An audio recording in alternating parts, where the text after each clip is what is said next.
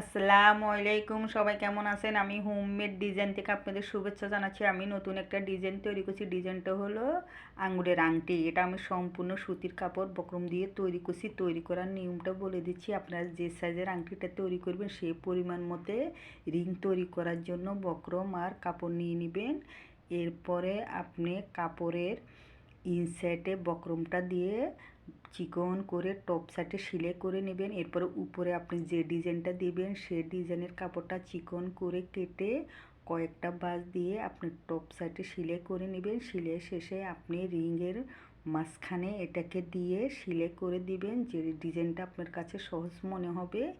এরপরে আপনি আঙ্গুলের মাপটা নিয়ে এটাকে ভালোভাবে সেলাই করে দিবেন রিংটাকে। সেলাই শেষে আপনি বাকিটা ফেলে দিয়ে আরেকটা ইনসাইডে সেলাই করে দিবেন। তৈরি হয়ে গেল আঙুলের আংটি। এই আংটিটা ব্যবহার করলে অনেক ভালো দেখা যাবে। আমার ভিডিও যদি ভালো লাগে লাইক শেয়ার করবেন। আল্লাহ হাফেজ।